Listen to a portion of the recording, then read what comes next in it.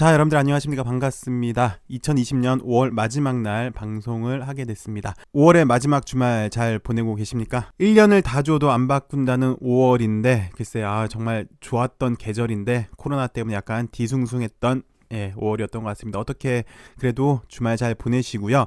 오늘 부득불하게 주말에 이렇게 마이크를 잡게 됐습니다. 그 금요일날 끝나고 몇 가지 뉴스들이 나왔더라고요. 보니까 첫 번째 청약률에 대한 뉴스도 나왔고 주담대에 관한 뉴스도 있고 그 다음 아스코 발표도 있는데 이것들에 대해서 한번 살펴보도록 할게요. 첫 번째 시황부터 살펴보도록 하겠습니다.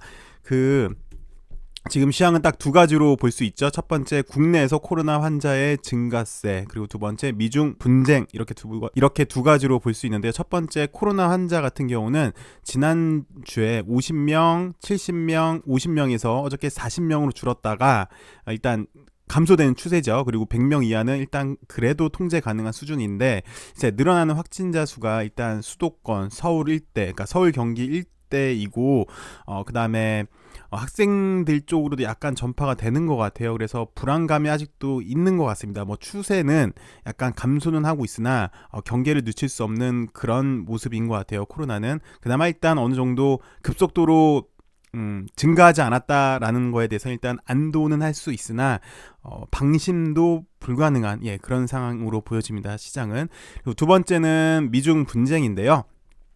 왜 금요일날 말씀드렸지만 트럼프 입장에서도 어느 정도 적당선에서 중국 때리기가 나설 거다라고 조심스럽게 예측이 됐는데 그 정도 선에서 했던 것 같습니다. 미중 무역 합의는 파기는 하지 않았습니다. 적당선에서 때릴 것 같아요. 아무래도 요거는 중국도 그렇고 미국도 그렇고 자신들의 이익을 위해서 뭐 복잡한 고차 방정식이 있을 것 같아요. 그래서 어느 정도 장기적으로 시간이 걸릴 것 같아요. 미국도 국내 사정을 좀 살펴봐야 되는 단계고요. 중국 역시도 국내 상황을 살펴봐야 되는 그런 단계로 보여서 이거는 좀 장기전으로 들어갈 것 같아요. 그나마 글쎄 이렇게 생각하면 안 되는데 어떻게 했던 간에 홍콩이 특별 지위를 이제 박탈하는 절차에 돌입하겠다라고 밝혀서 여타 국가들한테 수혜가 될 수 있을 거라고 예상이 돼요. 그래서 금융 중심지가 싱가포르, 태국, 아니면 도쿄, 아니면 서울 이쪽으로 이동할 수 있지 않을까라는 그런 기대감도 있는데요. 특히 지난 주말에 금요일날 코스닥 바이오 쪽에 외국계 자본이 확 들어왔어요. MSCI 리밸런싱 자금이긴 한데 여기에 두고 이제 확대해서 해석을 하기도 하더라고요. 자, 홍콩 자금이 이제 빠져서 국내 특히 바이오 쪽으로 올 것이다라는 그런 기대감도 있는데 저 그런 기대감은 좋은데 글쎄 이건 좀 더 지켜봐야 될 것 같아요. 어떻게 될지는. 어찌되었건 바이오 쪽은 사실 앞으로 신성장 동력이기도 한데 이번 코로나 사태로 다시 한번 제 주목을 받긴 받았어요. 그래서 개인적으로는 바이오 산업이 좋지 않을까, 앞으로도 성장 가능성이 많이 있고 신성장이지 않을까라는 면에서는 일단 공감이 됩니다. 이렇게 간단하게 시장을 살펴봤고요.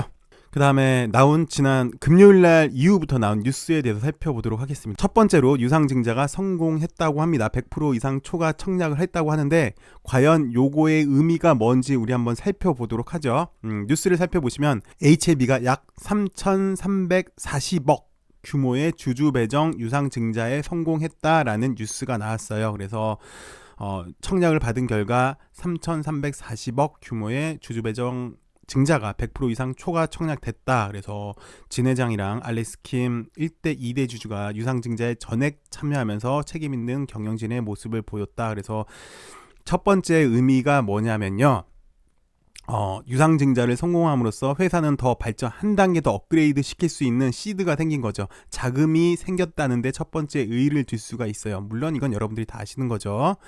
그래서 뭐 이런 돈으로 이렇게 쓰겠다고 얘기를 했고요. 그다음에 무상증자가 6월 4일까지 보유하셔야 됩니다. 무상증자가 10%로 예정이 돼 있고 6월 19일 날 유상증자 참여한 게 이제 여러분들 계좌에 입고되는 거고 이제 무상증자는 23일 날 이제 입고가 되시는 거고요.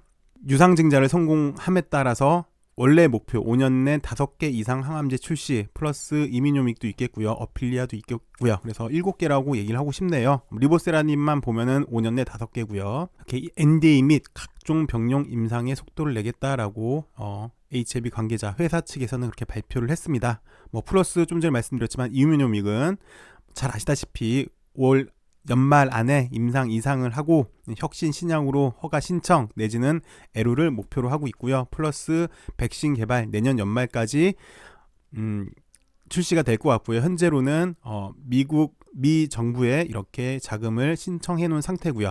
그래서 요거 자금 들어올 때 언젠가 한번 뉴스가 나오겠죠. 조만간이지 않을까 조심스럽게 예측이 되는데, 요거 나온다면 백신 관련해서 여기 지원금을 받았다라는 뉴스가 나온다면 이거 역시 좋은 호재거리이지 않을까 싶어요. 근데 여기 어필리아가 어느새 뉴스에 보니까 하반기라고 이렇게 나왔네요. 원래는 지난 뉴스에 보면은 2분기 내였거든요. 그래 2분기라고 하면 이제 한 달밖에 안 남았잖아요. 6월달 이내일 줄 알았는데 어느새 이거 보니까 하반기라고 해서 약간 연장된 감이 있어요. 그래서 하반기에 독일 시작으로 HLB의 첫 항암제 매출이 시작될 것이다 라고 예상을 하고 있습니다. 그래서 여기까지 내용을 일단 한번 정리를 해볼게요. HLB 일단 유상증자 성공했다. 자금이 들어왔더라. 자금이 들어와서 이제 더 큰 회사를 만들 수 있는 기본을 다졌다라는 데 의미가 있고요. 그래서 너네 뭘로 할래? 라고 했더니 원래 목표였던 리보세라닙 5년 내 5개 플러스 이뮤노믹 쪽은 교무세포증 올해 안에 임상 마무리하고 이상 마무리하고 혁신 신약으로 빨리 NDA 신청하든지 아니면 애로를 하겠다. 플러스 백신도 있더라. 그래서 요게 이제 주요 목표더라. 플러스 어필리아도 원래는 6월달이었는데 글쎄요 6월달이었던 뉴스였는데 이제 하반기 내로 매출을 하겠다라는 데 의미가 있는 것 같아요. 첫 번째 의미예요. 자, 그 다음에 보니까 뭐 잘 아시는 거죠. 리보세라닙의 개발사인 어드벤처로부터 중국을 포함한 글로벌 권리를 인수함에 따라 항서제약과 엘레바의 정청 확대로 인한 매출 증가는 HLB 로열티 수익으로 직결돼 안정적이고 장기적인 영업이익이 예상된다. 여러분들이 잘 알고 계시고 그리고 매번 나온 뉴스를 말씀을 드렸습니다. 근데 제가 좀 전에 뭐라 그랬죠? 여러분도 잘 알고 계시고 매번 나오는 뉴스를 말씀을 드렸습니다 라고 얘기를 했죠. 자, 그러면 왜 똑같은 요 문구는 똑같은 게 계속 나올 거예요. 아마 뉴스마다 보시면 최근 뉴스를 보시면 이 얘기는 계속 나와요.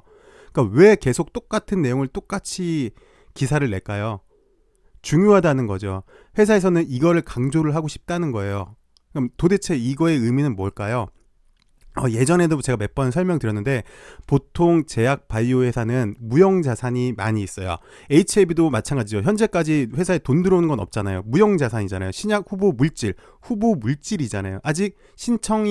아직 허가가 나온 건 아니잖아요. 그래서 일반적으로 무형자산은 자가창설 무형자산, 그러니까 내가 만든 거잖아요. 리보세라닙. 물론 리보세라닙을 사왔어요. 사온 거는 인정을 해줘요. 근데 이거 벌써 10년 전에 사왔잖아요. 그리고 지금은 NDA 신청 바로 직전에 있는 거고 그 당시 때 사왔을 때는 임상을 하기도 전에 사온 거였기 때문에 시장 가치가 적어요. 쉽게 말해서 무형자산이어서 자가창설, 내가 임상하기도 전에 갖고 온 리보세라닙이랑 지금은 NDA 신청 바로 직전에 있는 이 리보세라닙의 가치는 틀려요. 그러니까 이거를 어떻게 객관적으로 평가를 할 수가 없어요.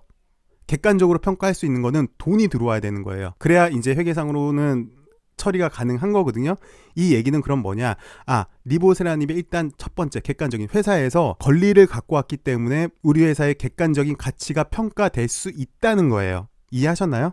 그래서 회사는 이거를 계속 강조를 하고 싶은 거예요. 리보세라닙의 가치는 최소한 시장에서 인정받는 가치는 요 정도는 된다라고 회사는 강조를 하고 싶은 겁니다. 자, 근데 그럼 이렇게 얘기하시는 분도 계시죠. 야, 지난번 뉴스를 살펴보니까 그래 2월 27일 날 나온 뉴스인데 리보세라닙 뭐 글로벌 권리를 확보했다고 하더라. 근데 이거는 그냥 바인딩 텀 시트이지 않느냐, 정식 계약은 아니지 않느냐라고 얘기를 하신 분도 계세요. 근데 잘 아시겠지만 계약이라 함은 양 당사자가 뭐 매도인 매수인이라고 하겠죠. 그러니까 쉽게 말해서 폴첸 박사는 권리를 이전해줘야 될 의무가 있고요. 계약을 체결함으로써 LB는 그 권리를 사는데 돈을 지불할 의무가 있어요. 여기 보니까 약 606억이네. 이거 틀려질 수도 있겠죠. 달러 뭐 가치가 변한다면.